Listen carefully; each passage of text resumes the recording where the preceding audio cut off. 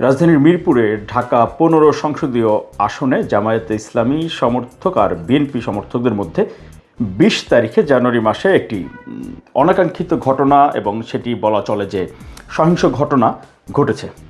এটি হচ্ছে ২০ তারিখে দিনের বেলা বিকেলের দিকে এই ঘটনাটি, যেটুকু এখন পর্যন্ত অর্থাৎ ২১ তারিখ রাত পর্যন্ত যেটুকু জানা গেছে, দুই পক্ষের অভিযোগ, পাল্টা অভিযোগ, বক্তব্য এবং বিভিন্ন মাধ্যমের সংবাদ সংগ্রহ করে বিশ্লেষণ করে যে এইটুকু আমি জানতে পেরেছি। প্রথম দফায় দিনের বেলাতে বিকেলের দিকে বা দুপুরের পরে সেখানে জামায়াত ইসলামের পক্ষ থেকে ওনাদের নারী কর্মী বা সমর্থকরা কোনো বাড়িতে গিয়ে সেখানে ভোট চাওয়ার ক্ষেত্রে বা ক্যাম্পেইন করছিলেন। এরপরে সেখানে বিএনপির কেউ এবং ওই বাড়ির মালিক তাদেরকে প্রশ্ন করে, তাদের এটি নিয়ে ধরেন স্বাভাবিক যেটা হয়, ধরেন তারা গেছে ক্যাম্পেইন করতে, হয়তো যে আইডি কার্ড বা ইয়া চেয়েছে, বিএনপি আলারা হয়তো আবার অথবা বাড়ির সমর্থক, এইখানে ধরেন এটা হতে পারে বা হয়। এরপরে যেটি হচ্ছে গুরুত্বপূর্ণ, দুই পক্ষের মধ্যে তখন সেখানে নিচে জামায়াত ইসলামের যারা কর্মী সমর্থকরা ছিলেন, আবার বিএনপিরও কেউ এবং লোকাল দু একজন বিএনপি নেতাও সেখানে ছিলেন। পরিস্থিতি এক দফা যেটি হোক, ধাক্কাধাক্কি বা উত্তপ্ত বাক্য বিনিময় বা একটু গ্যাঞ্জাম ঝামেলা যেটাকে বলে সেটা হয়েছে। হওয়ার পরে স্থানীয় জামায়াত ইসলামের একজন সিনিয়র নেতা, আমি ভিডিওটি দেখেছি ওনার বক্তব্য, এবং উনি খুবই দায়িত্বশীল আচরণ করেছেন, এবং বিএনপিরও সেখানকার একজন নেতা, তিনিও দুজনেই সেখানে বক্তব্য দেখেছি, খুবই দায়িত্বপূর্ণ ওনারা আচরণ করেছেন। এবং ওই মুরব্বী যিনি জামায়াত ইসলামের নেতা, উনি সরাসরি ক্ষমা চেয়েছেন বা দুঃখ প্রকাশ করেছেন, ওনার কর্মী সমর্থকদের ভুল হয়েছে এটি উনি বলেছেন। বিষয়টি সমাধান হয়ে গিয়েছিল, তাই না? স্বাভাবিক, দুই পক্ষই আমি এই বক্তব্যগুলো দিনের বেলায় গতকালকে বলছি। এরপরে সন্ধ্যার দিকে বা পরবর্তীতে সেখানে যে বিভিন্ন জায়গা থেকে লোকজন জড়ো হলো, এরপরে দুই পক্ষই স্থানীয় লোকজন বা বিএনপির এবং জামায়াত ইসলামের যারা সেখানে গিয়েছে, দুই পক্ষের পরবর্তীটা হচ্ছে যে ধরেন বড় সড়ো আকারের হচ্ছে নিজেদের আধিপত্য দেখানো বলেন বা প্রতিরোধ, প্রতিবাদ, পাল্টা প্রতিশোধ, এই পরিস্থিতি হয়েছে। শেষে যেটা হয়েছে বা খবর যেটা আসছে বা যেটা আসলে হয় বা হতে থাকবেই হয়েছে, মসজিদের ভেতরে গিয়ে পিটিয়েছে বিএনপি আলারা জামাতের লোকজনকে। মসজিদ, খেয়াল করবেন, মসজিদ, কোরআন শরীফ, ধর্ম, ইসলামী বয়ান, তালিম, বোরখা, হিজাব, নারীদের সম্মান, এই শব্দগুলো হচ্ছে আমাদের সমাজে, আমাদের দেশে খুবই স্পর্শকাতর, খুবই গুরুত্বপূর্ণ এবং খুবই ব্যক্তিগত উদ্দেশ্যে এবং রাজনৈতিক উদ্দেশ্যে এইগুলো ব্যবহার করা হচ্ছে। সকল ধর্ম বললে ভুল হবে, ইসলাম ধর্মের রাজনীতি নেতাদের মধ্যে এটা আছে, আর হচ্ছে হিন্দু ধর্মেরও যারা রাজনৈতিক সংগঠনগুলো আছে, ইসকনের কথা সাধারণত বলতে পারি, ওদের একটি সংগঠন, রাজনৈতিক না হলেও একটি সংগঠন, সেটার মধ্যে এই প্রবণতা দেখেছি, ধর্মকে সামনে রেখে, ধর্মকে ব্যবহার করে রাজনৈতিক বা সাংগঠনিক কার্যক্রম চালানো। এখন এই যেই বাস্তবতাটি হলো, মসজিদে হামলার ঘটনা ঘটে গেল পর, এরপরে গত রাতেই কিন্তু দেখেছি জামায়াত ইসলামের আমির তিনি খুব কড়া ভাষায় সতর্কবার্তা দিয়েছেন। ওইটা ঠিক ছিল, ওভারঅল তিনি দিয়েছেন। সকালবেলা জামায়াতের পক্ষ থেকে ২১ তারিখে বিক্ষোভ মিছিল করা হয়েছে, খেয়াল করবেন। এরপরে দেখলাম আবার দিনের বেলাতে জামায়াতের সম্মানিত আমির তিনি প্রেস কনফারেন্স করে খুবই জোরালো অবস্থান নিয়েছেন। একটি এলাকায় একটি ঘটনা নির্বাচন কেন্দ্রিক ঘটেছে, রাতে জামায়াতের আমিরের বিবৃতি, সকালে বিক্ষোভ মিছিল, এরপরে আমি প্রেস কনফারেন্স মানে ক্যামেরার সামনে, অন ক্যামেরায় উনি কথা বলেছেন এই ইস্যুটা নিয়ে। এইটা জামায়াতের নেতা কর্মী সমর্থকদের জন্য এটি বড় পাওয়া, অনেক বড় একটি পাওয়া তাদের জন্য। কারণ হচ্ছে যে যখন এই ধরনের কোনো ঘটনায় কার দোষ কার গুণ সেটা পরে বলছি বা পরের বিষয়, কিন্তু ঘটনার সঙ্গে সঙ্গে যখন আমিরে জামাত বা দলের সর্বোচ্চ নেতা উনি এই ব্যাপারে অবস্থান নেন, বিবৃতি দেন, এইটাই হলো, বিবৃতি দেওয়াটাই তো ধরেন মানে সর্বোচ্চ পাওয়া। এরপর সেখানে সাংগঠনিকভাবে বিক্ষোভ মিছিল হওয়া, বড় সড়ো আয়োজন করে, এরপর আবার আমিরে জামাত নিজে এটি নিয়ে অন ক্যামেরায় কথা বলা। এখন ওই ঘটনার সঙ্গে যারা জড়িত বা সম্পৃক্ত, ভুক্তভোগী হোক অথবা যারা হয়তো আক্রমণকারী হোক, জামায়াতের যেই মানে ভাবেই দেখেন না কেন, তাদের জন্য এটা কিন্তু একটি বড় প্রাপ্তি বা বড় পাওয়া দলের প্রতি, দলের নেতাদের প্রতি। এতে করে তারা চিন্তা করবে আমার জন্য আমির জামাতের এই পদক্ষেপ, সাংগঠনিকভাবে এই ভূমিকা, তাইলে তো নিশ্চয়ই, তাই না? মানে তাদেরও আত্মবিশ্বাস বাড়বে সাংগঠনিক যে কোনো নির্দেশনা বাস্তবায়নের ক্ষেত্রে অথবা যে কোনো কার্যক্রম বা কর্মসূচি বাস্তবায়নের জন্য। খুব সাদামাটাভাবে কিন্তু এইটা,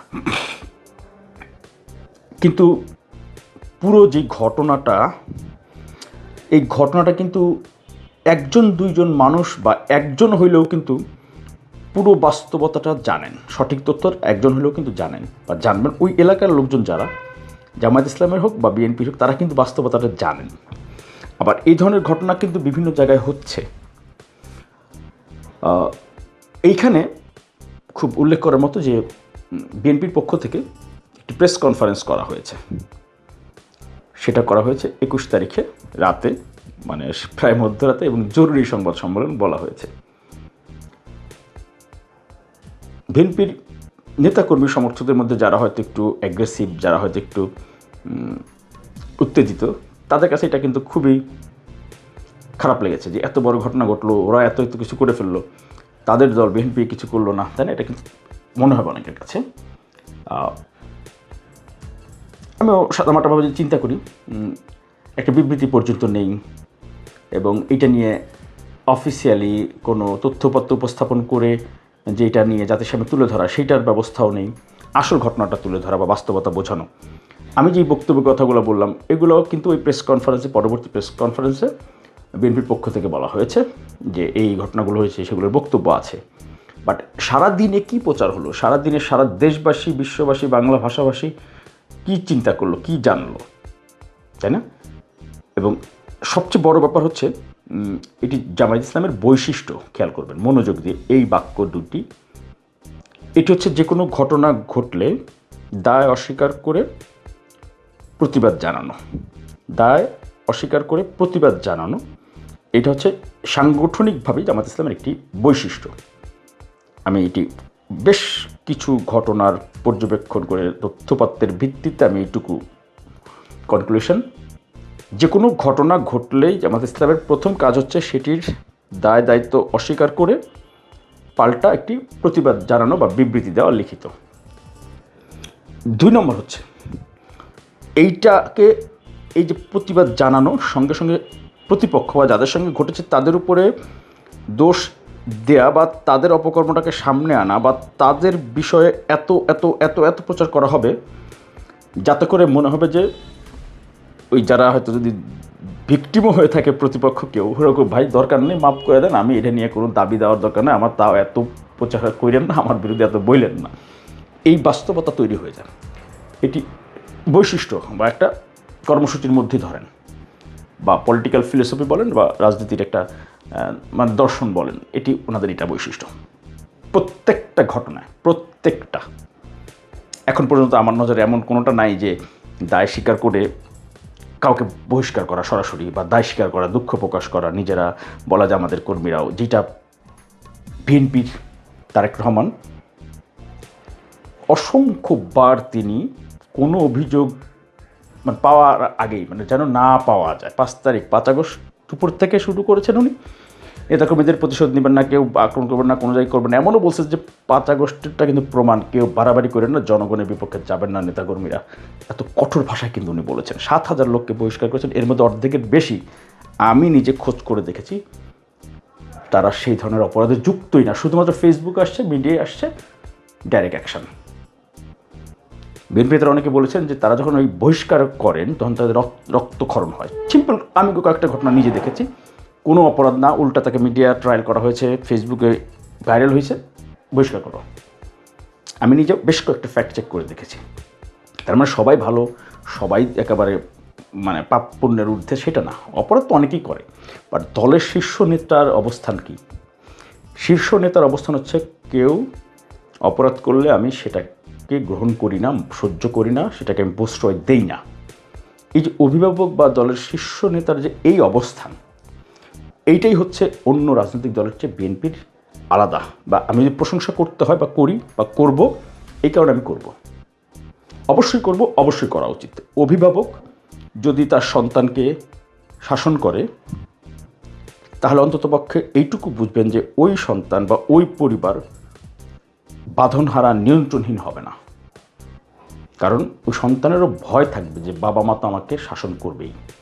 আর যদি বাবা মা যদি পোলাপাইন গ্যাঞ্জাম করে আসলে যদি পোলাপাইনডে কয় যে যারা কার সাথে করছোস তাদের উপরে যদি কয় তোরা আমার পোলাপাইনডে গ্যাঞ্জাম করছোস মারছোস, তাহলে ওই যে নিজের ছেলে পেলে এগুলো আরও বেশি উগ্র হবে, আরও বেশি অসহিষ্ণু হবে। এখন আমাদের সমাজে আমরা কোনটা চাই, কোনটা আপনার কাছে পছন্দ? বিএনপির এই রাতে একদিন পরে ব্রিফিং করা, এটা আমার কাছেও তাদের অপরিপক্কতা মনে হয়েছে বা হচ্ছে। কিন্তু বড় পরিসরে অন্ততপক্ষে ওই যে তারেক রহমানের সেই নীতিটা, এবং মোয়াজ্জেম হোসেন আলাল উনি এই প্রেস কনফারেন্সে বলেছেন, বিএনপি চেয়ারপারসন উপদেষ্টা, যে বিএনপি উদার গণতান্ত্রিক সহনশীল রাজনৈতিক দর্শনটাকে সামনে রেখে রাজনীতি করে। এই কারণে ওনারা আসলে এই ব্যাপারগুলো নিয়ে খুব বেশি বাড়াবাড়ি করতে চাননি। তবে অন্ততপক্ষে বাড়াবাড়ি না করেন। গতকালই অফিসিয়ালি একটি ফ্যাক্ট, বাস্তবতা যেটা, সেটা তুলে ধরা উচিত ছিল জাতির জন্য, যাতে করে বিভ্রান্তি তৈরি না হয়। সেটা আপনারা করতে পারেননি। আসলে যেই কথাটি বলেন না কেন, আমরা যারা হয়তো গ্রামে বড় হয়েছি বা গ্রামে লেখাপড়া করা, প্রাইমারি হাই স্কুলে যারা গ্রামে পড়েছেন, এরা কিন্তু আমরা জানি যে গ্রামের প্রতিবেশী, পাশের বাড়ির মানুষের সাথে ভালো সম্পর্ক রাখা, ভালো সম্পর্ক করা, এটা কিন্তু গ্রামের একটা ঐতিহ্য, তাই না? একটু নিজের ক্ষতি হলেও সেটা কিন্তু বজায় রাখতে চায় সবাই, প্রতিবেশী। কিন্তু এখনকার বাস্তবতা, সেটা গ্রাম হোক আর শহর হোক, কেন যেন একটু নিজের হ্যাডমটা সবাই দেখাইতে চান।